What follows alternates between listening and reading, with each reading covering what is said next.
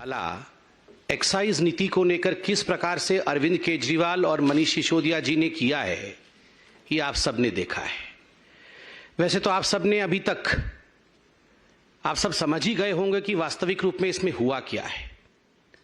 आश्चर्य का विषय यह जो व्यक्ति है मारवा जी, इनके बेटे कुलविंदर मारवा के स्टिंग ऑपरेशन को आपने देखा। इनके बेटे सनी मारवा 13 नंबर अक्यूज्ड हैं सीबीआई के चार्जशीट में, आरोपी पत्र में। और जो पूरा मोडस ऑपरेंडाई समझाया है उसमें मोटी मोटी बातें क्या हैं।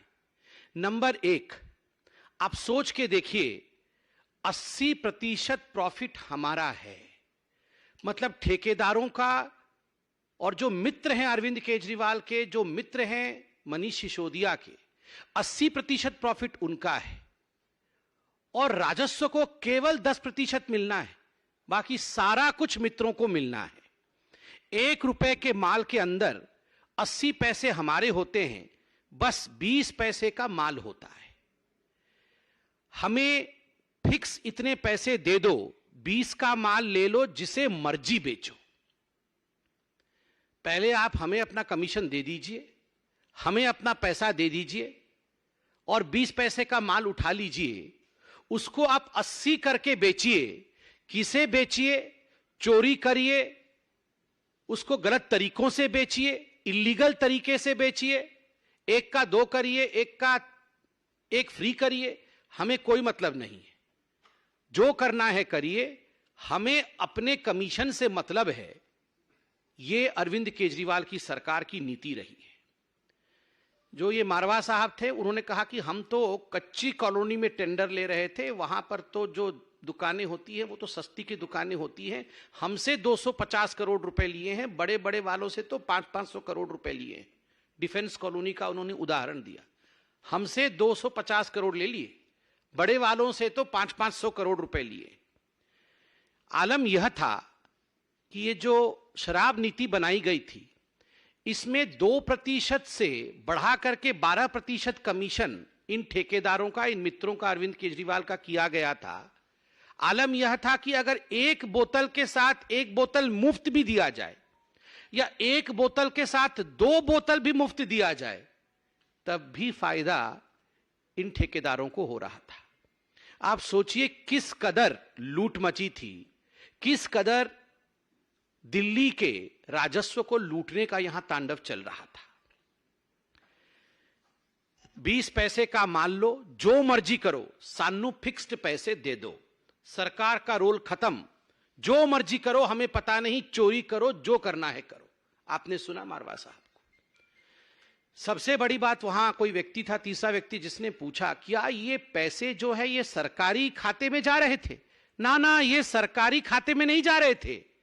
तो ये कोई लाइसेंस फीस इत्यादि नहीं थे। एक एक व्यक्ति से पहले मालूम पड़ा कि 60-60 करोड़, जैसे इनसे मारवा साहब से 60 करोड़ रुपए लिया होगा अपने व्यक्तिगत कमीशन के लिए। तो मारवा साहब कहते हैं कुछ कुछ लोगों से तो 150-150 करोड़ ले लिया है।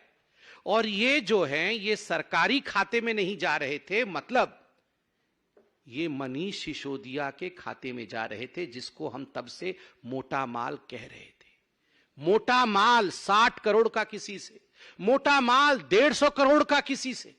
आप सोच के देखिए किस कदर लूट और घपला, दलाली मची हुई थी।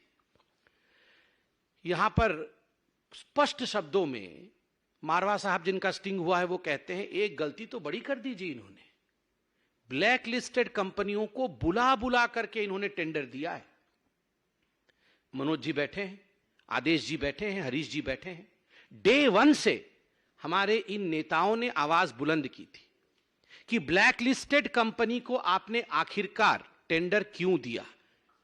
एक्साइज विभाग में कंप्लेंट किया गया था 2021 में कि एनरिच कंपनी और ये जो इंडो स्पिरिट कंपनी है, इनके रिटेलर्स भी हैं, खाओ गली इत्यादि, ये ब्लैक लिस्टेड हैं, इनको आप मत दीजिए टेंडर। कंप्लेंट के बावजूद मनीष सिसोदिया जी ने टेंडर दिया, क्योंकि मोटा माल मिल रहा था। यह तो बिल्कुल ओपन एंड शट केस है। यह तो खुद मारवा जो इसमें इन्वॉल्व है वो कह रहे हैं। और देखिए सबसे बड़ी बात, यहां खुद मारवा जी कह रहे हैं कि 2% से 12% क्यों बढ़ाया गया। हमने ये सवाल पूछा था कि एक बोतल पे जो कमाई होगी, पहले रिटेलर की कमाई जो होती थी, पहले जो ठेकेदारों की कमाई होती थी वो मात्र 2% होती थी। केजरीवाल जी की सरकार ने उसे बढ़ा करके 12% किया। क्यों किया? तो मारवा जी कहते हैं क्योंकि उसमें से हमें कमीशन केजरीवाल जी को देना था। हमें कमीशन जो है 6% का मनीष सिसोदिया को देना था। और परेशानी यह थी कि यह जो कमीशन है इसको हम ब्लैक में कैसे दें, इतनी मोटी रकम को हम ब्लैक में कैसे कन्वर्ट करें। उन्होंने उदाहरण दिया कि 100 करोड़ की गाड़ी आएगी तो 12 करोड़ कमीशन होगा, 12 करोड़ में से 6 करोड़ उसी दिन जाके मनीष सिसोदिया को देना है। अब हमें समझ में नहीं आता था कि ये 6 करोड़ कोई छोटा रकम तो नहीं है, इसको हम कन्वर्ट कैसे करें ब्लैक मनी में, क्योंकि हमारे पास तो पैसे नहीं है, नोट में देने हैं। तो आप सोचिए किस कदर यहां लूट मची हुई थी। आज इसका खुलासा हुआ है। पहली बात, 80% का जो प्रॉफिट है वो दिल्ली की जनता के जेब से निकाल करके मनीष सिसोदिया और अरविंद केजरीवाल ने अपने यारों के, अपने मित्रों के दलाली के माध्यम से उनके जेब में डाला। दूसरी बात, अपना कमीशन रख लिया और उसके बाद जो करना है करो, दिल्ली की जनता के साथ जो करना है करो। ये छूट ठेकेदारों को और अपने मित्रों को अरविंद केजरीवाल और मनीष सिसोदिया ने दिया। तीसरी बड़ी बात, ब्लैक लिस्टेड कंपनी को बुला बुला कर दिया गया यहां पर कि आप जो है ठेके आके लीजिए। चौथी बड़ी बात, इस पूरे में काले धन के रूप में पैसे को कन्वर्ट करके, व्हाइट मनी को ब्लैक में कन्वर्ट करके अरविंद केजरीवाल और मनीष सिसोदिया जी तक पैसा पहुंचाया जाता था। आप सोचिए किस कदर यहां घपला घोटाला चल रहा था। आज आपने एक वीडियो देखा है, बिल्कुल इसमें कोई संशय नहीं है कि जिस प्रकार से लूट मचाई गई है, जिस प्रकार से दलाली खाई गई है, ऐसे अनेक वीडियो अब कुछ दिनों के अंदर सामने आने वाला है। आज मैं इस मंच से, हमारे सभी नेतागण मौजूद हैं, मैं एक अपील करना चाहता हूं भारतीय जनता पार्टी की तरफ से। ये अपील उन तमाम लोगों को है जिन्होंने मनीष सिसोदिया जी को, अरविंद केजरीवाल जी को पैसा पहुंचाया है, जिन्होंने कमीशन दिया है। आप डरिए मत, आप घबराइए मत।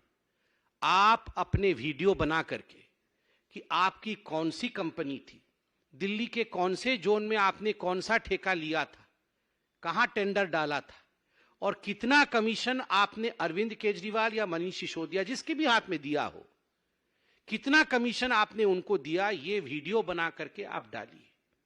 आप सीबीआई के पास जाइए, बिल्कुल निर्भीक होके जाइए। ये देशभक्ति का काम होगा। देश के लोगों का पैसा लूटा गया है तो इसको उजागर करना, स्टिंग बना करके डालना, वीडियो डालना कि हमारे से मनीष सिसोदिया ने 100 करोड़ लिए, 150 करोड़ रुपए लिए, हमने फलाने तारीख को फलाने जगह दिए। आप बिल्कुल डरिए मत, आप सामने आइए। देश के पैसे को बचाने के लिए, दिल्ली के राजस्व को बचाने के लिए आप आज कानून का साथ दीजिए और मनीष सिसोदिया जी को एक्सपोज करिए। मैं इतना ही कहना चाहता हूं और इसमें आज कोई दो मत नहीं है कि मनीष सिसोदिया जी अब आपके लिए कोई एस्केप रूट नहीं है। हम आशा करते हैं कि इस पूरे विषय में आप अपनी सफाई देंगे। आदरणीय आदेश जी और मनोज तिवारी जी हैं, इन्होंने शुरू से ही इस लड़ाई को लड़ा है। मैं आदरणीय अध्यक्ष जी से निवेदन करूंगा कि वो आपके समक्ष इसके राजनीतिक विश्लेषण को जरूर रखें।